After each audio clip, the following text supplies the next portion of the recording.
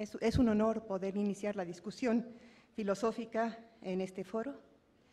Ojalá que todo salga bien y que logremos, como pedía el subsecretario, un proyecto importante para nuestros jóvenes. Empezamos. Empiezo con una cita de un filósofo alemán, Gadamer. Dice él: en escuchar lo que nos dice algo y en dejar que se nos diga reside la exigencia más elevada que se propone el ser humano. Recordarlo para uno mismo es la cuestión más íntima de cada uno. Hacerlo para todos y de manera convincente es la misión de la filosofía. Ya en el inicio de la tradición cultural occidental aparecen dos características que le prestan fuerza y fecundidad: que el hombre tiende por naturaleza al saber y que a su esencia le corresponde la comunicación con el otro, o sea, la palabra, el logos. Y la comunicación es el vehículo fundamental en la estructuración de la vida colectiva y en el desarrollo del conocimiento.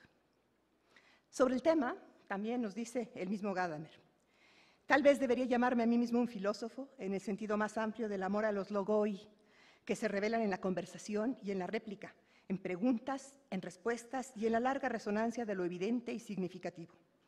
Así aprendí, mucho más que cualquier otra idea filosófica, que el diálogo platónico nos enseña que no es otro sino uno mismo a quien cuestionamos a través de los otros. Sí, incluso de Aristóteles, el creador de la lógica, aprendí que no cuenta ningún pensamiento que no reconozca sus propios límites y que no sirve ningún logo ni ninguna lógica que no sea llevada por un ethos. Ethos no es, sin embargo, nada alto y sublime, sino el ser creado que uno es y que no puede hacer, aunque haya sido el propio hacer, dejar y omitir lo que ha hecho a uno como es. Muy pocos ponen en duda que la educación es el proceso global del que se espera no solo el desarrollo del conocimiento en el individuo, sino sobre todo la adquisición de habilidades y actitudes que le permitan llevar una vida más plena. Es indudable que la necesidad de una educación más dinámica, crítica y creativa, orientada a la solución de problemas, es necesaria para las sociedades. La expectativa de padres y maestros y de la sociedad en general es que el sistema educativo, además de desarrollar las habilidades básicas, se ocupe de la dimensión valoral del estudiante, tanto en lo que se refiere a la dimensión moral como a la estética. La presencia de la filosofía en los sistemas educativos ha tenido un largo y variado recorrido, durante el cual se han adoptado muchas variantes. Aquí tenemos un trono maya, en donde aparece un maestro dialogando con su alumno. El hacer una historia completa y detallada exigiría tiempo, pero conviene recordar la aportación inicial de los sofistas, quienes vincularon de forma muy intensa la filosofía a la enseñanza, algo que después fue desarrollado por Sócrates y sobre todo por Platón. Las escuelas filosóficas helenistas mantuvieron viva esta tradición y ayudaron a que la presencia de la filosofía fuera algo constante en los incipientes configuraciones de una enseñanza formal. Ciertamente en aquellos tiempos era la retórica que merecía una mayor atención, pero no conviene olvidar que el arte de la argumentación es precisamente uno de los rasgos que definen a la filosofía y a su actividad. Lograr una buena capacidad argumentativa era un objetivo muy apreciado por las clases sociales interesadas por la educación, y la filosofía era la disciplina encargada de conseguirlo. Era igualmente reconocida la importancia de la contribución de la filosofía para la consecución de una vida digna y bienaventurada propia del sabio. Esta tradición se mantuvo cuando renacieron las escuelas en Europa tras las duras épocas de las invasiones. Desde los primeros tiempos de la Edad Media, con Isidoro de Sevilla, se diseña un plan de estudios que en su primera parte, el Trivium, incluye una fuerte presencia de la filosofía y, una vez más, de la retórica. El modelo se mantiene durante toda la Edad Media, con algunas modificaciones, sobre todo relacionadas con los cambios de las preferencias por unos autores u otros. Se mantiene la importancia de la filosofía en el Renacimiento y hasta llegar a la Edad Moderna.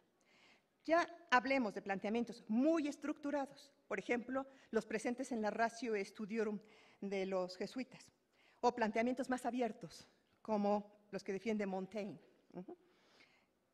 Siempre el hecho es que la filosofía desempeña un papel significativo para conseguir algo que con mucho acierto definía muy bien el propio Montaigne. Lo importante es conseguir cabezas bien hechas, no cabezas bien llenas. La discusión de los temas clásicos de la tradición filosófica, abordada con la metodología propia de la investigación, filosófica misma es tan importante que podríamos decir que es casi una condición necesaria para conseguir que los alumnos desarrollen precisamente las capacidades cognitivas y afectivas que son imprescindibles en sociedades complejas que pretenden vivir según principios democráticos. Ahora bien, para esto no basta con que la filosofía esté presente, pues puede estarlo de formas que nada tienen que ver con esta orientación general de la que hablo. Es imprescindible que la filosofía se enseñe de una determinada manera, coherente con esos objetivos irrenunciables. De lo dicho anteriormente se deriva fácilmente que un objetivo primordial de la actividad filosófica es siempre conseguir que las personas lleguen a ser personas más razonables. Es más, algunas de las propuestas actuales de didáctica de la filosofía más sugerentes que ya mencionó el representante de la UNESCO, como es el caso de la elaborada por Matthew Lipman y sus colaboradores, Filosofía para Niños, reivindica que ese es precisamente el papel central de la actividad filosófica en el aula.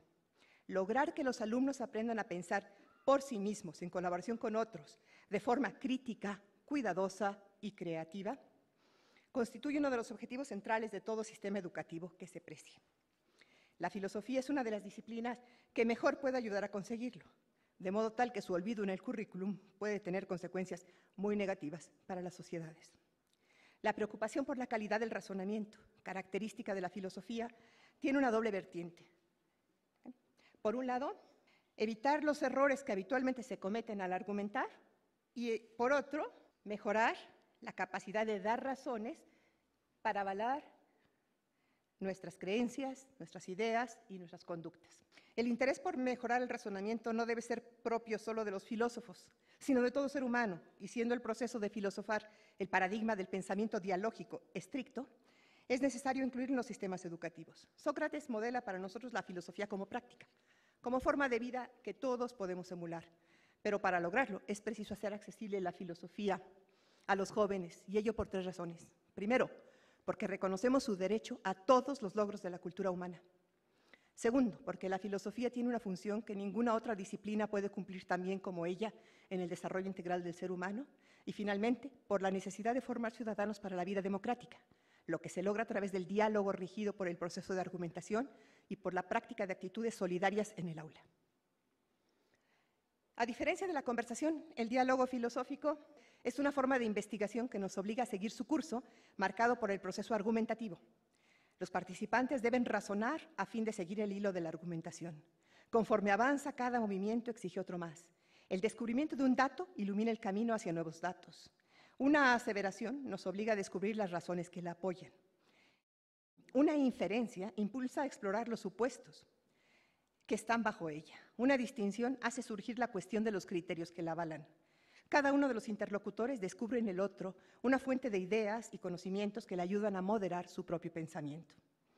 Por otro lado, conviene recordar que el diálogo es un discurso en el que cada uno de los participantes tiene presente al otro o a los otros y pretende establecer una relación vital y mutua con ellos. Los otros son, para cada participante en el diálogo, personas concretas y dignas de respeto. Aparece así la dimensión ética del diálogo filosófico, tan importante para autores como Buber, Gadamer y Habermas. Hablar y escuchar implica reciprocidad, tolerancia y respeto. En el hecho de ser escuchado y escuchar, el yo se trasciende a sí mismo a la vez que sabe de sí mismo. Dar la palabra al otro es reconocerle el derecho de significar por sí mismo al mundo lo que correlativamente me significa a mí como libre y creador. Dirigir nuestra palabra al otro implica asumir la responsabilidad sobre lo que decimos y hacemos, ya que toda palabra auténtica es transformadora. De este modo, la dimensión ética está inscrita en la misma estructura del diálogo. El diálogo requiere un momento de negatividad, de hacer a un lado el propio punto de vista para enfrentar el del otro, es decir, arriesgar nuestro propio punto de vista en el interés por la búsqueda de la verdad. Este es el momento de la escucha, al que sigue el momento creativo. La verdad que va surgiendo en este proceso nunca está terminada, se va construyendo en el contexto intersubjetivo, riesgoso, contingente e histórico de ese impulso humano para lograr el entendimiento común, la comprensión. Los seres humanos iniciaron su proceso de civilización en el momento en que empezaron a desarrollar su razonabilidad. El nacimiento de la filosofía coincide así con la culminación de un proceso de desarrollo y perfeccionamiento del pensamiento en la que éste se volvió sobre sí mismo.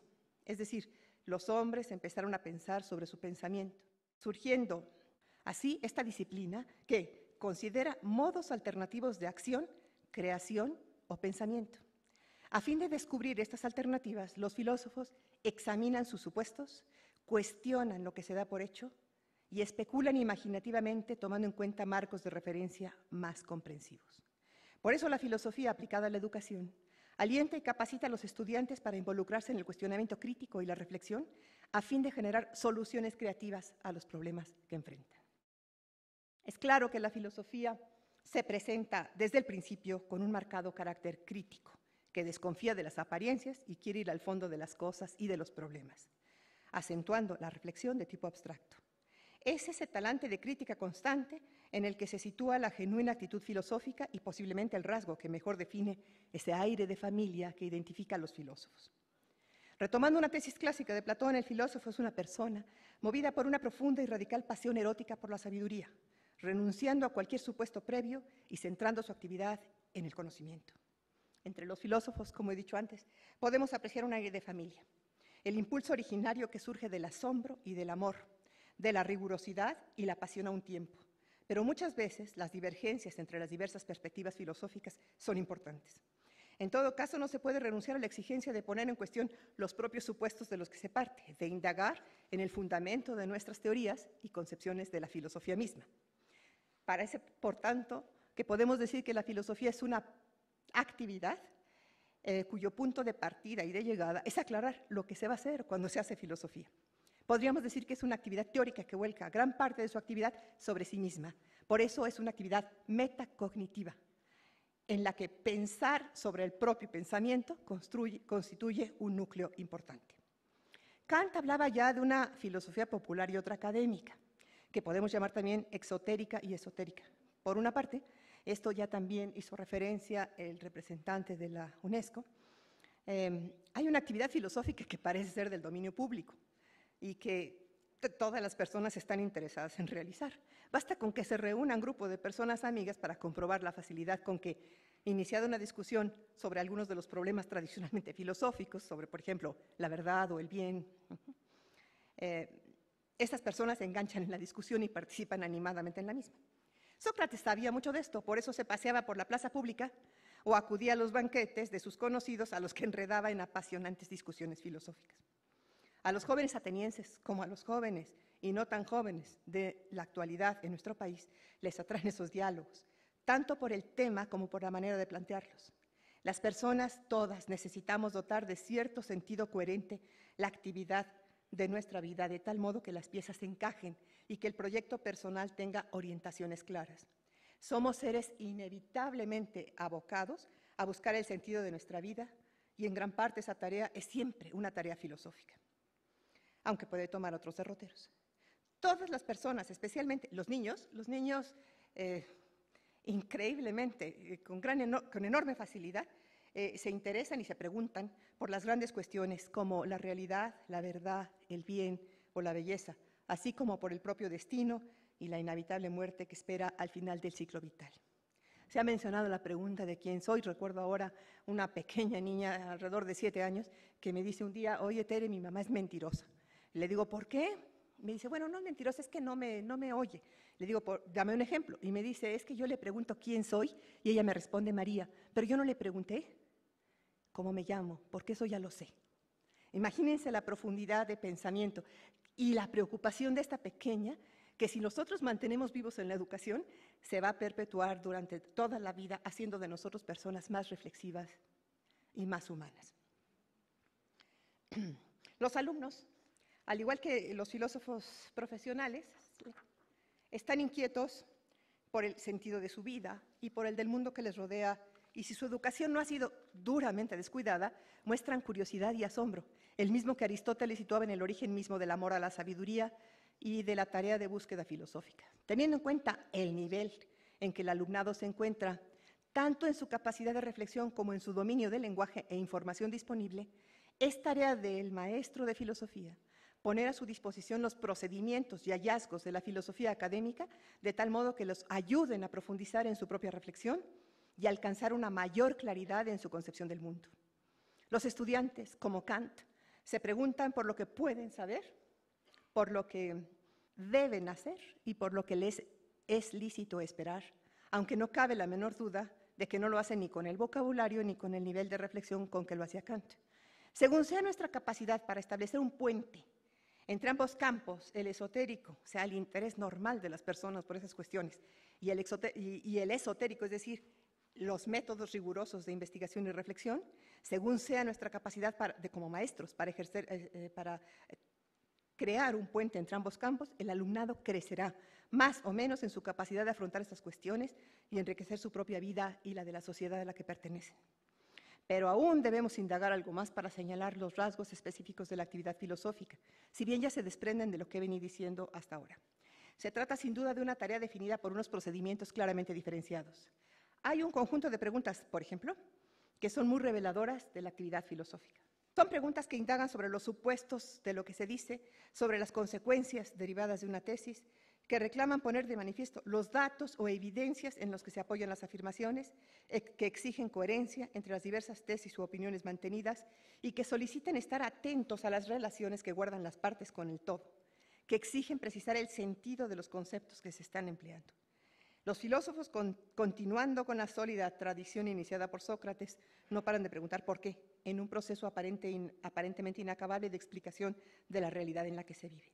Y hacen todo esto, además, con un especial cuidado de los procedimientos argumentativos, garantizando que las argumentaciones sean válidas, que la lógica empleada se atenga a las reglas del razonamiento formal e informal y que se eviten las falacias que tanto daño hacen al proceso de argumentación. Este proceso responde a la necesidad de dotar de sentido nuestra vida personal y comunitaria, de la necesidad de coherencia para hacer frente a las preguntas ineludibles, las que hacen referencia a la propia identidad, ya las mencionó también el señor subsecretario, al origen, al destino de nuestra vida, al sentido de nuestra relación con el mundo y con los demás. El rasgo específico de la filosofía como actividad de este tipo es su compromiso con el enfrentamiento de este desafío, basándose en el ejercicio exclusivo de la propia razón y en directa conexión y continuidad con el conocimiento teórico. El mismo Descartes, que aquí aparece en esta foto, pues que es traté de buscar una en la que lo favoreciera más, pero no es muy posible.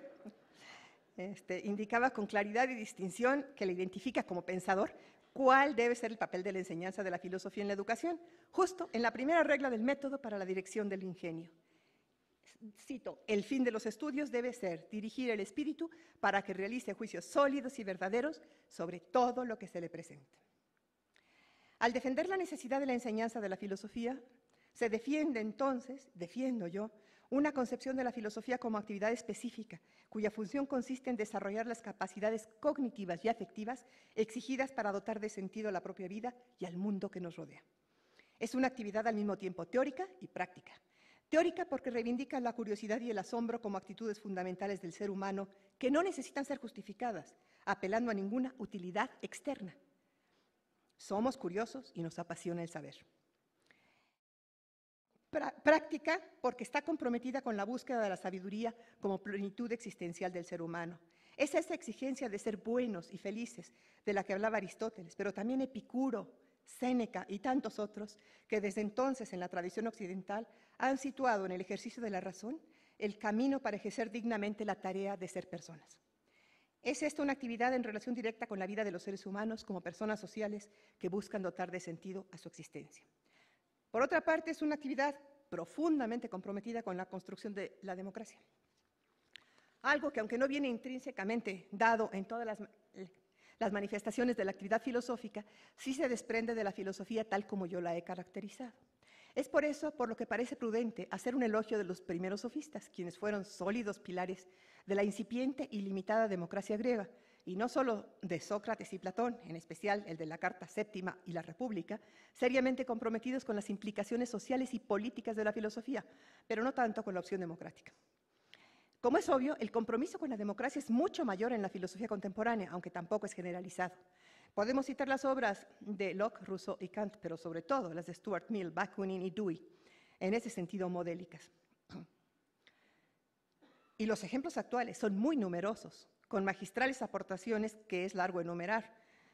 Señalo solo algunos: Habermas, Rawls, Chomsky, Derrida y muchos más. En primer lugar, todos ellos, sin renunciar a la reflexión estrictamente teórica, aceptan y subrayan el compromiso social de la actividad de los filósofos. Por otra parte, no incurren en ninguna variante de organización política aristocrática o elitista, sino que optan claramente por una sociedad basada en los principios democráticos de organización, admitiendo, claro está, que su propia opción está abierta al debate público sostenido, como exigiría Habermas, en el marco de una comunidad de diálogo que se plantea como camino y como meta. La opción por la democracia como forma de vida es una opción que toma partido por un determinado modelo de sociedad, en el cual, precisamente, la discusión filosófica de los supuestos y formas de organización del propio sistema político es un ejercicio fundamental. Es una opción que se recoge en la propia reflexión de las posiciones de otros filósofos cuyo compromiso democrático ha sido nulo o a veces negativo.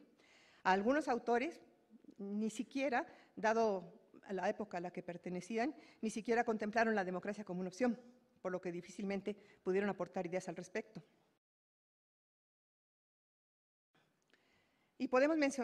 Pero podemos mencionar a personas como Abelardo, Tomás de Aquino o el mismo Descartes, de las que se pueden seguir principios que estarían apoyando la necesidad del diálogo sobre cuestiones políticas. Otros autores que no prestan especial atención a las cuestiones políticas y sociales, no por ello dejan de hacer sugerentes contribuciones a la filosofía, por lo que deben ser incluidos en la reflexión. Por último, hay autores que optan por opciones no democráticas, pero independientemente de su compromiso social, sus obras son de una valiosa e irrenunciable aportación a la reflexión contemporánea. Esta opción por la construcción de sociedades democráticas no se agota en las cuestiones relacionadas con el orden social, lo que podríamos llamar la filosofía política. La democracia es una propuesta que aspira a y se basa en la igualdad de todos los seres humanos, y aunque esto no se ha logrado del todo en la historia, empiezan a aparecer algunas corrientes innovadoras y frescas en la filosofía contemporánea que intentan articular una voz filosófica desde aquellos que hasta el momento no han tenido voz. Pensemos, por ejemplo, en las radicales propuestas de la filosofía de la liberación, con aportaciones de autores como Enrique Dussel, Leopoldo Sea, Horacio Ceruti o el difunto Ignacio Ellacuría, asesinado por tomarse en serio sus ideas e intentar llevarlas a la práctica en la sociedad, y que ha contado también con la colaboración importante del núcleo duro occidental de Europa y de Estados Unidos. Lo mismo podríamos decir de otro movimiento importante, la filosofía para niños, que ha llamado la atención sobre la actitud filosófica de los niños, reclamando que se reconozca y estimule esta capacidad filosófica infantil, dejando que ellos se esfuercen por expresar de forma articulada sus preguntas y respuestas. Son algunos de los ejemplos de los que no tienen voz, de los excluidos, los niños, hasta hace muy poco tiempo las mujeres. Dicho lo anterior, no es suficiente. Como ya observaba Hegel, reducir la filosofía a una actividad puede ser autodestructivo para la propia filosofía. Es cierto que lo más llamativo de la filosofía es el tipo de preguntas que se hacen, pero no se puede hacer filosofía en el vacío, sino siempre sobre algo. En cierto sentido, es como si pretendiéramos enseñar a pensar como una actividad general. Siempre que pensamos, pensamos en algo. Y la actividad del pensamiento no es independiente de los contenidos sobre los que se está pensando. La filosofía se caracteriza sin duda por una manera de tratar las cosas o de pensar sobre ellas, pero también se caracteriza por una serie de contenidos que están ausentes de otros campos del saber y que aparecen de forma reiterada en los libros de filosofía. Mejor dicho, no es que estén ausentes en otros campos del saber, más bien están omnipresentes. Lo que pasa es que en esos campos no se elabora ninguna reflexión sobre ellos, sino se les da por hecho. Recordemos lo que ya recogíamos del propio Kant. ¿Qué podemos saber? ¿Qué debemos hacer? ¿Qué podemos esperar? En definitiva, ¿qué es el ser humano? Las 4 preguntas nos ponen frente a algunos de los temas específicos de la actividad filosófica. El problema de la verdad y de la realidad, del conocimiento humano, del bien, de la felicidad, del sentido de la existencia, de la identidad personal, de la libertad, del origen y destino del universo. La filosofía llamada perenne dice algo parecido cuando mantiene que el objeto propio de la filosofía es el ser y sus trascendentales: unidad, verdad, bondad y belleza. Si prestamos atención a esos temas filosóficos que acabamos de mencionar y que son los que aparecen una y otra vez en la tradición filosófica, podemos observar algunas características que los definen. Ya hemos hablado anteriormente de la radicalidad, es decir, la filosofía aborda los últimos supuestos o creencias, intenta ir al final de un proceso permanente de fundamentación. Esto lleva consigo a la globalidad de los temas tratados. No son preguntas referidas a temas concretos muy delimitados, sino que se mantiene en temas que abarcan muchos aspectos y lo que de ellos le interesa es su amplitud. Los conceptos filosóficos son por naturaleza abiertos y debatibles. Los padres fundadores de la filosofía occidental, los presocráticos, marcaron de alguna manera posterior el camino. Sus preguntas fueron directamente dirigidas a indagar sobre los últimos principios explicativos de la realidad, convencidos que hay algo que todos los seres humanos tienen en común y que tiene que ver con de lo que están formados, pero también con las leyes que los gobiernan. Por eso el mundo, a pesar de su complejidad, es percibido como un cosmos, en donde las cosas suceden con un sentido que corresponde a los seres humanos de velar y construir. Hegel decía algo más al afirmar que la filosofía es un saber. Para él, la filosofía se situaba en la coronación del conjunto de saberes que poseen los seres humanos. Era el saber más alto, el saber por excelencia. Esta preeminencia le viene dada en primer lugar por algo que ya he mencionado. La filosofía es un saber metacognitivo. No solo sabemos cosas, sino algo más importante. Sabemos que las sabemos y podemos comprender el proceso por el cual las sabemos. Es el momento decisivo en el que tomamos conciencia expresa de nuestra propia existencia y, de hecho, de nuestra relación con el mundo que nos rodea y con nosotros mismos, que no es directa, siempre está mediada por el propio conocimiento y por el lenguaje que hace posible este conocimiento. Dejamos de vivir sin más para pasar a tomar las riendas de nuestra propia vida, pues descubrimos que eso es algo que no nos viene dado de inmediato, sino algo que tenemos que crear, que elaborar. Esto nos provoca gran curiosidad, pero también asombro y perplejidad. Mientras que el resto de los animales simplemente viven y su proceso de aprendizaje es bastante corto, los seres humanos tenemos que decidir cómo vivir, y eso es algo que nos lleva posiblemente toda la vida. Es posiblemente en ese sentido en el que podemos decir que una educación que no ha sido radicalmente descuidada debe incluir la filosofía en sus currículos e incluirla además no durante 1 o 2 cursos, ya al final de la etapa de educación obligatoria, sino incluirla desde el principio, casi durante todo el proceso de aprendizaje como ámbito específico, impulsando al alumnado a que no saque conclusiones precipitadas, que no se deje llevar por las creencias aceptadas por la gente, que no caiga en prejuicios y estereotipos, que sea capaz de poner en duda sus propias ideas ante la posibilidad de estar equivocado. Todo ello es lo que se consigue insistiendo en la práctica de un pensamiento cuidadoso, sólidamente argumentado, discutiendo sobre los temas filosóficos que son relevantes y básicos para todos los seres humanos en su vida personal y comunitaria. Por todo es importante la discusión filosófica. Algunos de estos rasgos significativos de esta actividad, que obviamente son solo un ejemplo, tomo de Félix García Morillón, un filósofo español. Precisamente él colaboró en la UNESCO con este libro que mencionaba el representante de la UNESCO. Él dice que la actividad filosófica emplea los criterios de la lógica y del buen razonamiento en su intención de alcanzar un pensamiento claro y riguroso. Intenta aclarar los términos, reducir la vaguedad y la ambigüedad. Trata de ámbitos de experiencia, o sea, de problemas que son abiertos, perturbadores y debatibles. Exige una indagación sobre problemas corrientes mucho más profunda que lo normal. Escudriña los presupuestos. Busca iluminar aspectos problemáticos de conclusiones previamente aceptadas. Se abre a puntos de vista nuevos, pero siempre con actitud crítica. Tiende a seguir la argumentación a donde ésta nos lleve. Las diferentes aportaciones se relacionan entre sí, mostrando acuerdos o desacuerdos y construyéndose unas a partir de las otras. Va de lo concreto a lo más general e intenta aclarar conceptos generales, aportando ejemplos que sean relevantes. Exige claridad. Ofrece razones para apoyar lo que se dice, prueba supuestos de los que se parte, se realizan inferencias, plantea exigencia de verdad, se ponen ejemplos y contraejemplos, se formulan hipótesis y se exploran las consecuencias, abre y descubre ámbitos de perplejidad. Ya he insistido antes en la necesidad de cultivar y preservar la curiosidad y la perplejidad y el sentimiento de asombro ante un mundo que no debe dejar nunca de despertar en nosotros un deseo de saber más, al tiempo que un reconocimiento sincero de lo mucho que no sabemos. Este cultivo de la actitud racional lleva consigo como componente irrenunciable una clara apertura mental, en el sentido de estar dispuesto a recibir nuevas evidencias y revisar las propias teorías. Filosofar es también algo que se hace en diálogo con otros, un diálogo benevolente, sostenido por quienes estén seriamente interesados por la verdad.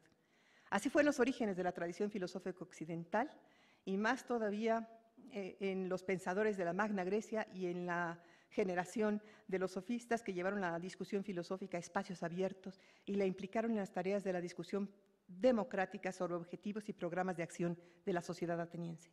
Lo hacían por una doble convicción, que los seres humanos somos esencialmente sociales y que solo llegamos a ser lo que somos por el lenguaje en el seno de una sociedad. Al mismo tiempo, la reflexión filosófica libre de dogmas previos que cierren el recorrido de la tarea de pensar en algún momento del proceso es una actividad que solo puede ser realizada en pública discusión, en diálogo con otras personas. Esta situación se refleja en dos tendencias filosóficas. Por un lado, tenemos la llamada atención sobre la naturaleza relacional del ser humano, es decir, la importancia del diálogo. En ese sentido, son contundentes las reflexiones de autores como Buber, Rosenzweig, Nedoncel, Mounier, Ricoeur o Levinas. Cada uno de nosotros es lo que es porque está en diálogo con otra persona y se ve interpelado hasta lo más profundo de su existencia por la presencia del otro, de la alteridad. Mi propio yo adquiere su identidad porque está en diálogo con un tú que se dirige a nosotros, que nos reconoce en nuestra irreductible y diferenciada identidad. Levinas lleva incluso hasta el final este carácter relacional de la persona, poniendo la apertura a la alteridad en su dimensión ética como el núcleo esencial de la metafísica. La receptividad, la hospitalidad, la conciencia profunda de estar en deuda con el otro se nos presentan a través del diálogo y se convierten en aspectos esenciales de la personalidad. En esta misma línea, pero desde un enfoque muy distinto, se sitúan las aportaciones de pensadores pragmatistas como Mead, Peirce y Dewey. También para ellos las relaciones sociales son las que determinan la personalidad del individuo, cada ser humano que está siempre en una red de relaciones que le permiten ser quien es. No en vano esos filósofos vincularon estrechamente el destino de la filosofía al de la democracia, incluyendo no solo la libertad de opinión como requisito ineludible de la reflexión, sino también la discusión libre y abierta de ideas mantenidas por cada persona. Hemos hablado ya, para cambiar, cómo la filosofía contribuye al desarrollo del pensamiento, la consecución de habilidades necesarias entre las sociedades democráticas, pero no puedo dejar pasar otra contribución que a mí me parece central de la filosofía para la formación de las personas, y se trata de la educación moral. La educación moral ha cobrado gran importancia en los últimos años. Esto puede deberse a una crisis debido a los acelerados cambios en las sociedades contemporáneas. La ética, que se ocupa de descifrar cuál es el modo propio de actuar como ser humano, cómo debemos orientar nuestra vida en el uso responsable de la libertad, cobra especial importancia en nuestras sociedades. Esta importancia de la ética se debe a que los fines éticos son meta propia de la vida humana, señales que marcan la ruta de la eudemonía, de la felicidad. Por otra parte, la ética, al hablar del ser humano como ser de relación, da vida a las comunidades y las orienta al bien común.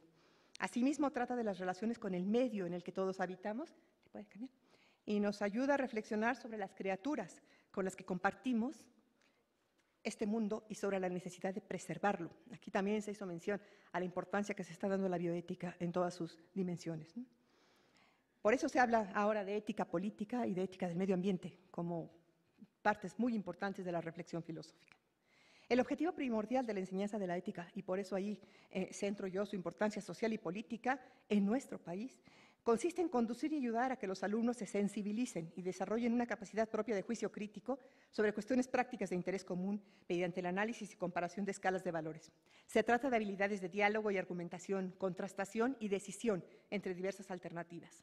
La ética es la reflexión crítica sobre la forma propia de vida y constituye una tarea que no se puede hacer en soledad. Se hace siempre en compañía, en diálogo constante, en interacción. Se trata de formar una conciencia ética ampliada, capaz de ir más allá de los intereses egoístas o grupales, e incluso nacionales o meramente antropocéntricos. Esta conciencia ética se caracteriza por su capacidad reflexiva para analizar y evaluar las argumentaciones prácticas, pero también por su mayor sensibilidad para preocuparse por el bienestar de otros seres humanos, no solo por los más próximos y familiares, y por los otros seres vivos, considerando sus intereses mínimos sin igualdad. Lograr que nos interesemos por los problemas comunes del mundo en que vivimos y que no seamos indiferentes ante las injusticias y ante el sufrimiento de otros seres vivos, humanos o no, que padecen las consecuencias de las decisiones de las personas por sus acciones u omisiones. El problema de la educación moral es precisamente que nos tenemos que educar como seres libres. El título mismo del texto que publicó Lauresco lleva esto como un punto central. Nos tenemos que educar como seres libres. Si la moralidad fuera un asunto de conocer las reglas y obedecerlas, pues sería muy fácil la cosa, porque la educación moral se limitaría a desarrollar en los estudiantes la escrupulosidad para seguir estas reglas de manera acrítica. Pero la moralidad no es tan simple. No es tan claro que haya reglas para cada situación. Tampoco lo es que la aceptación acrítica de algunas reglas contribuya al desarrollo de la persona, a su autocreación, a su autopoiesis como seres libres. Más bien tenemos que aprender a manejar situaciones en las que no hay reglas claras y que sin embargo exigen una elección y la aceptación de la responsabilidad por esa elección. Por ello, los maestros de filosofía, y especialmente los de ética, no podemos limitarnos a saber qué hacer. Debemos mostrar a nuestros alumnos cómo hacerlo y darles oportunidades de practicar en el aula. El lazo entre teoría y práctica es fundamental en la educación moral, pero también es el que debe haber entre el pensar y el sentir. Por ello, la educación moral debe desarrollar la sensibilidad para con nosotros y para con las situaciones que enfrentamos. Para esto es indispensable recurrir a ejemplos cotidianos y a situaciones reales del entorno, pero también es necesario conducir a los alumnos más allá de su ámbito local para pensar los problemas de orden nacional, internacional y ecológico, así como desarrollar en los alumnos la habilidad para imaginar situaciones hipotéticas. Asimismo, la discusión ética requiere el desarrollo de destrezas para buscar y analizar información en los diversos medios sobre hechos reales y, ante todo, para estar atento a los sucesos políticos, sociales y ambientales del mundo entero.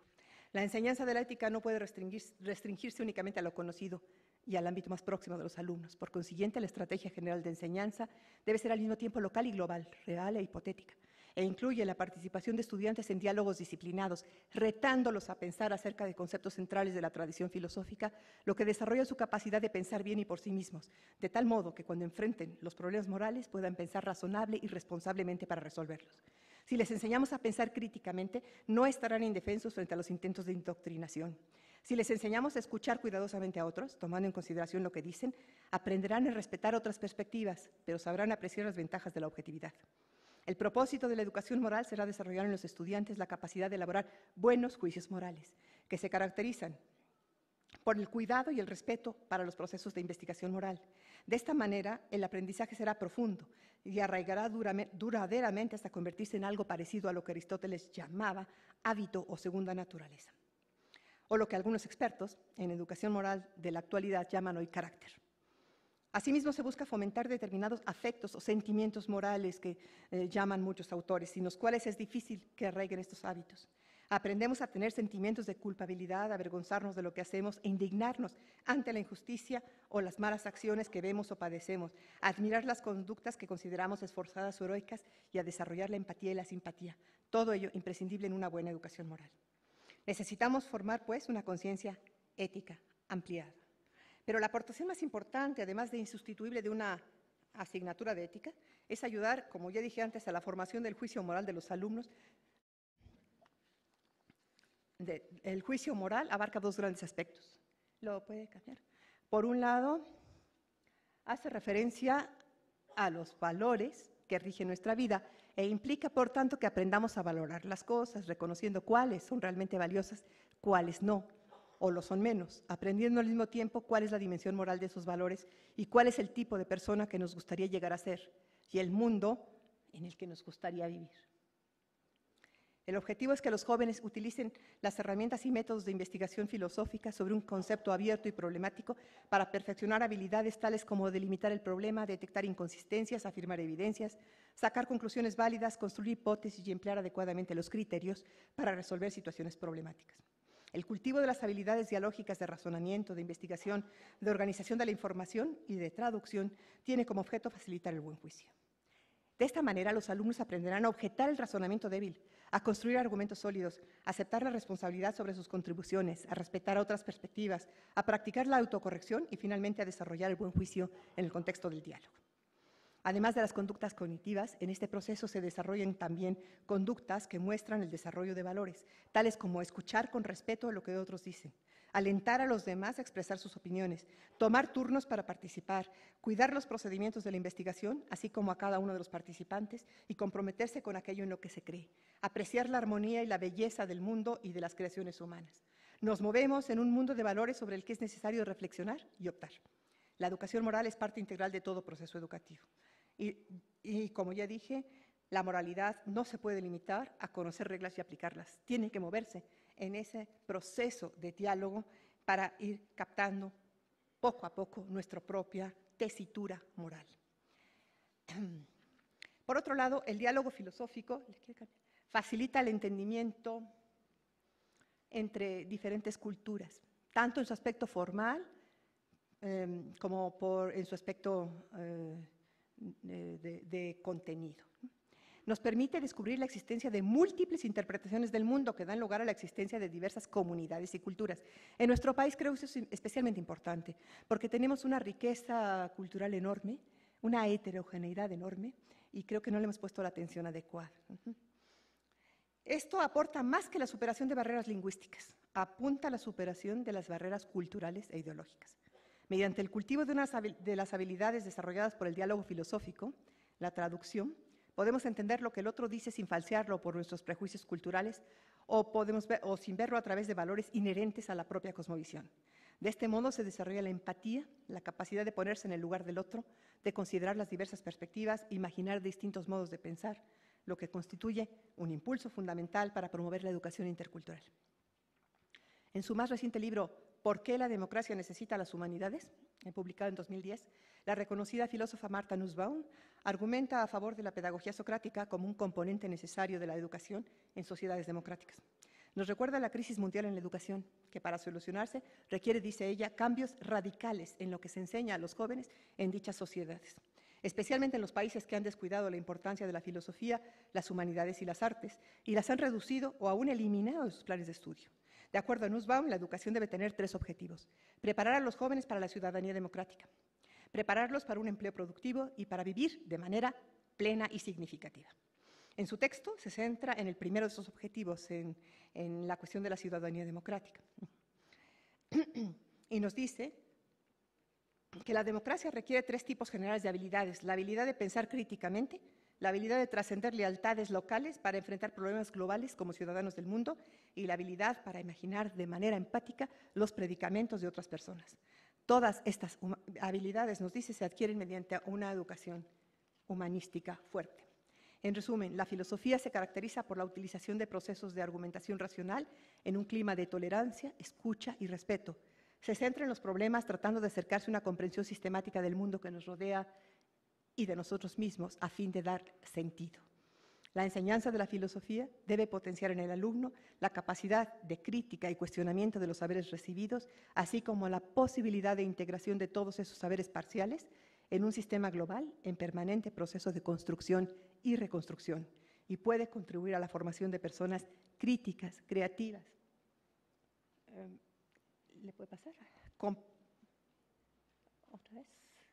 ¿Uno más? Críticas creativas comprometidas con su propio desarrollo moral y con el de otras personas y dispuestas a colaborar en la construcción de sociedades más justas. Termino con esta cita, precisamente de este libro, la Declaración de París de 1995, que está en este libro también. Dice así: la filosofía es una escuela de libertad, ya que no solo elabora instrumentos intelectuales que permiten analizar y comprender conceptos fundamentales como la justicia, la dignidad y la libertad, sino que además crea capacidades para pensar y emitir juicios con independencia, incrementa la capacidad crítica para entender y cuestionar el mundo y fomenta la reflexión sobre los valores y los principios, por lo que toda persona tiene el derecho al estudio libre de la filosofía. Déjame. Muchas gracias.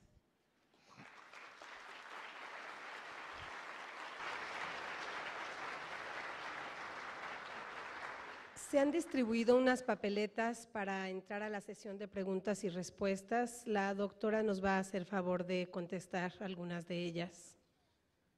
Muchos se preguntan cómo despertar el interés de los jóvenes por la filosofía. Es que para mí esto creo que es fácil. Es decir, hay que recurrir a la experiencia de los jóvenes. Todos los días en la experiencia de los jóvenes se enfrentan a situaciones, por ejemplo, de injusticia.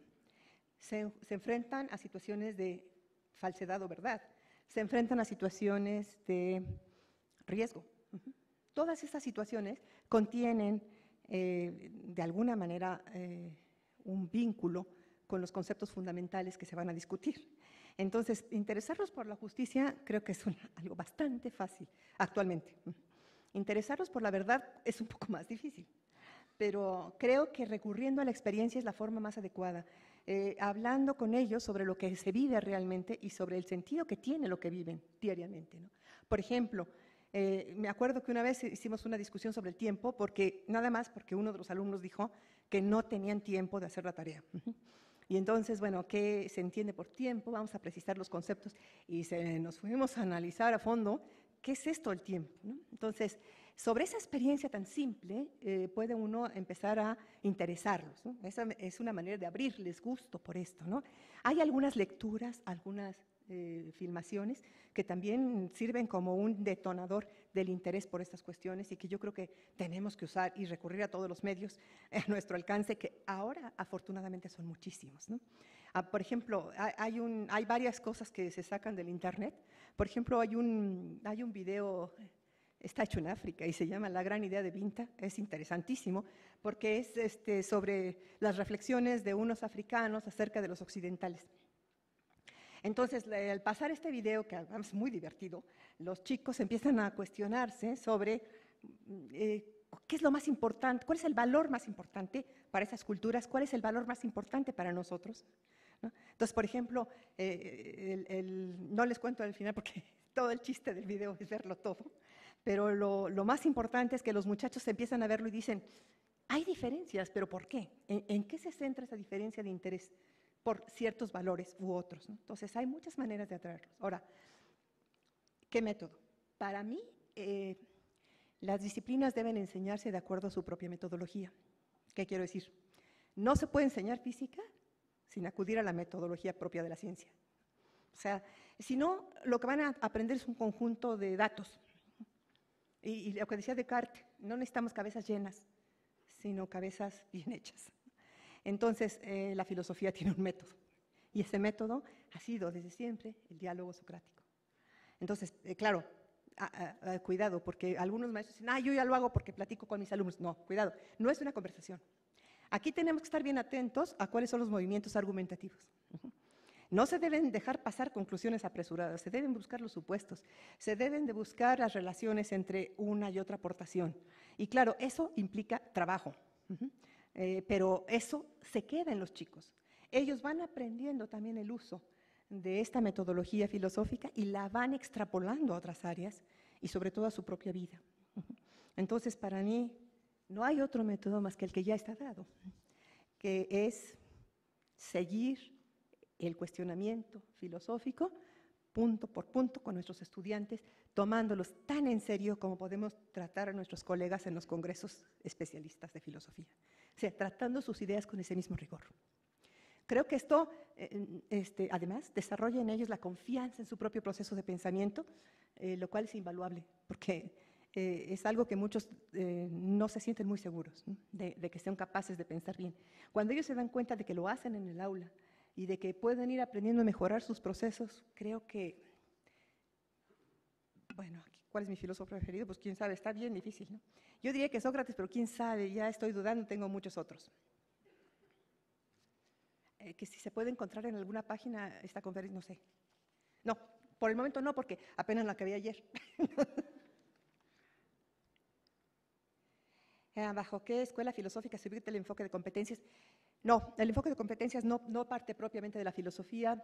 En la filosofía se habla de habilidades de razonamiento, se habla de valoraciones, o sea, es otro el lenguaje que se utiliza en el campo filosófico.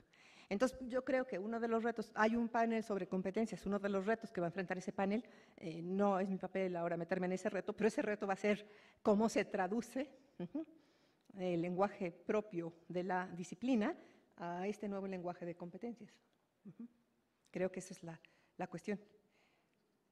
¿Se debe enseñar la ética, la lógica? Bueno, yo creo que se debe enseñar, sí, las disciplinas filosóficas con sus contenidos propios. No me parece a mí que se pueda diluir, porque como yo dije, cuando estaban diciendo que la filosofía no se da en el vacío, me pregunta alguien aquí, es cierto. El diálogo filosófico se desarrolla con mayor profundidad cuando se aborda sobre conceptos filosóficos, porque los conceptos filosóficos son muy distintos a otros conceptos, y las preguntas filosóficas también lo son. ¿Por qué? Porque no tienen respuestas rápidas. Por ejemplo, si yo les pregunto, ¿cuándo nació Benito Juárez? Pues ahí está la respuesta y no hay de dos. Si les pregunto cuánto es 2 más 2, ya no hay discusión posible. Pero si yo les pregunto, ¿qué es la belleza? Bueno, ahí nadie puede contestar tan rápidamente, sino que se requiere hacer un enorme proceso de diálogo, contrastar perspectivas, buscar apoyo en otras personas y al final podríamos decir, como dice Platón, difícil cosa es la belleza. Pero es ese proceso sobre estos contenidos problemáticos, debatibles, abiertos, donde se da ese proceso. No se puede dar sobre contenidos que tienen respuestas simples, ¿no? O sobre contenidos meramente experienciales, como de qué color es esto. Eso no nos lleva mucho. Aunque hay maestros, y sí los he visto yo, en filosofía para niños, que de algunos niños que hablan sobre el color del vestido de alguien, empiezan a sacar una discusión sobre qué es el color y si debemos confiar en los datos de la percepción. Pero bueno, eso es porque son extraordinarios maestros, que creo que podemos serlo todos si realmente nos comprometemos con el proceso mismo del filosofar. Habla mucho de la educación ética. Sí, yo creo que la educación ética es muy importante. Y me dicen, ¿se vincula con la educación cívica? Sí, porque ética y filosofía política están emparentados. ¿Qué quiero decir? Que los valores y las habilidades que se desarrollan en la enseñanza de la ética nos sirven para extrapolarlos a nivel político y a pensar, bueno, muchos autores contemporáneos nos dicen que separar la ética de la política es lo que nos ha llevado a grandes problemas, ¿no? Y creo que tienen razón. Hay que volver a vincularlas. Hay que vincularlas lo mejor posible, ¿no?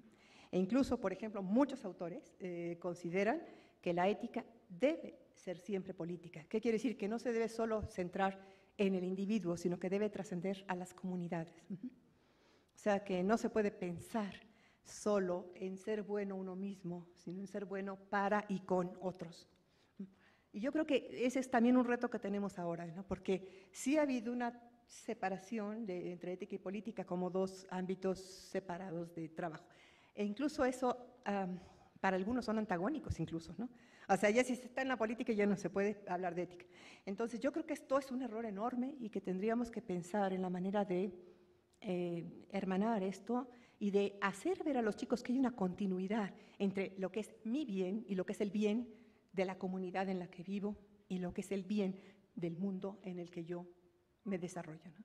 Entonces sí creo que hay que vincularlos.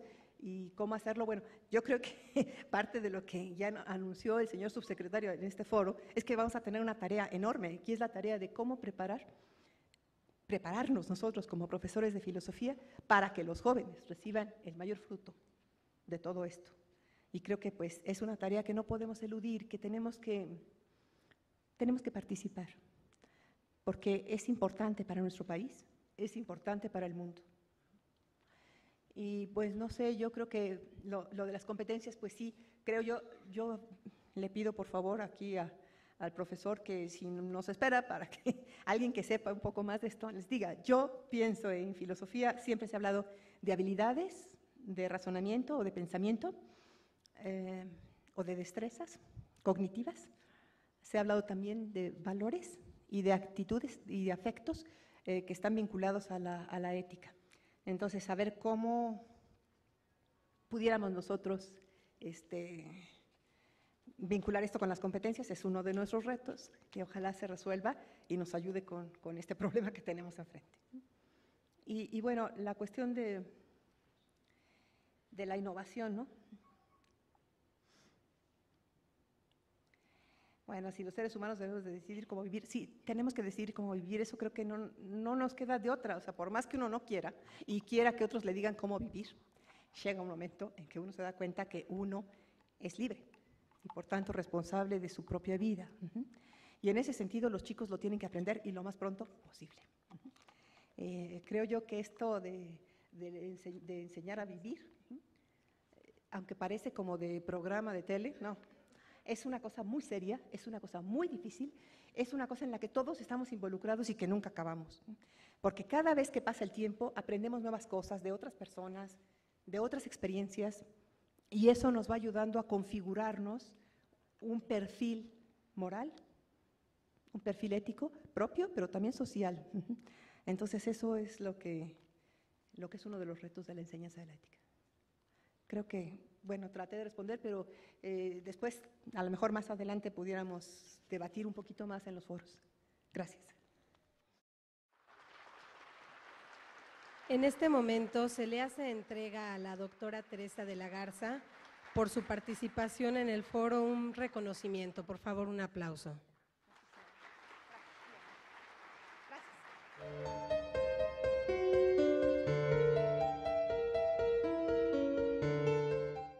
Y hasta llegar a la edad moderna. Ya hablemos de planteamientos muy estructurados, por ejemplo, los presentes en la Ratio Studiorum de los jesuitas, o planteamientos más abiertos, como los que defiende Montaigne. Siempre el hecho es que la filosofía desempeña un papel significativo para conseguir algo que con mucho acierto definía muy bien el propio Montaigne. Lo importante es conseguir cabezas bien hechas, no cabezas bien llenas. La discusión de los temas clásicos de la tradición filosófica, abordada con la metodología propia de la investigación filosófica misma, es tan importante que podríamos decir que es casi una condición necesaria para conseguir que los alumnos desarrollen precisamente las capacidades cognitivas y afectivas que son imprescindibles en sociedades complejas que pretenden vivir según principios democráticos. Ahora bien, para esto no basta con que la filosofía esté presente, pues puede estarlo de formas que nada tienen que ver con esta orientación general de la que hablo. Es imprescindible que la filosofía se enseñe de una determinada manera, coherente con esos objetivos irrenunciables. De lo dicho anteriormente se deriva fácilmente que un objetivo primordial de la actividad filosófica es siempre conseguir que las personas lleguen a ser personas más razonables. Es más, algunas de las propuestas actuales de didáctica de la filosofía más sugerentes que ya mencionó el representante de la UNESCO, como es el caso de la elaborada por Matthew Lipman y sus colaboradores, Filosofía para Niños, reivindica que ese es precisamente el papel central de la actividad filosófica en el aula. Lograr que los alumnos aprendan a pensar por sí mismos, en colaboración con otros, de forma crítica, cuidadosa y creativa, constituye uno de los objetivos centrales de todo sistema educativo que se precie. La filosofía es una de las disciplinas que mejor puede ayudar a conseguirlo, de modo tal que su olvido en el currículum puede tener consecuencias muy negativas para las sociedades. La preocupación por la calidad del razonamiento, característica de la filosofía, tiene una doble vertiente. Por un lado, evitar los errores que habitualmente se cometen al individuo, sino sobre todo la adquisición de habilidades y actitudes que le permitan llevar una vida más plena. Es indudable que la necesidad de una educación más dinámica, crítica y creativa, orientada a la solución de problemas, es necesaria para las sociedades. La expectativa de padres y maestros y de la sociedad en general es que el sistema educativo, además de desarrollar las habilidades básicas, se ocupe de la dimensión valoral del estudiante, tanto en lo que se refiere a la dimensión moral como a la estética. La presencia de la filosofía en los sistemas educativos ha tenido un largo y variado recorrido, durante el cual se han adoptado muchas variantes. Aquí tenemos un trono maya, en donde aparece un maestro dialogando con su alumno. El hacer una historia completa y detallada exigiría tiempo, pero conviene recordar la aportación inicial de los sofistas, quienes vincularon de forma muy intensa la filosofía a la enseñanza, algo que después fue desarrollado por Sócrates y sobre todo por Platón. Las escuelas filosóficas helenistas mantuvieron viva esta tradición y ayudaron a que la presencia de la filosofía fuera algo constante en los incipientes configuraciones de una enseñanza formal. Ciertamente en aquellos tiempos era la retórica que merecía una mayor atención, pero no conviene olvidar que el arte de la argumentación es precisamente uno de los rasgos que definen a la filosofía y a su actividad. Lograr una buena capacidad argumentativa era un objetivo muy apreciado por las clases sociales interesadas por la educación, y la filosofía era la disciplina encargada de conseguirlo. Era igualmente reconocida la importancia de la contribución de la filosofía para la consecución de una vida digna y bienaventurada propia del sabio. Esta tradición se mantuvo cuando renacieron las escuelas en Europa tras las duras épocas de las invasiones. Desde los primeros tiempos de la Edad Media, con Isidoro de Sevilla, se diseña un plan de estudios que en su primera parte, el Trivium, incluye una fuerte presencia de la filosofía y, una vez más, de la retórica. El modelo se mantiene durante toda la Edad Media, con algunas modificaciones, sobre todo relacionadas con los cambios de las preferencias por unos autores u otros. Se mantiene la importancia de la filosofía en el Renacimiento.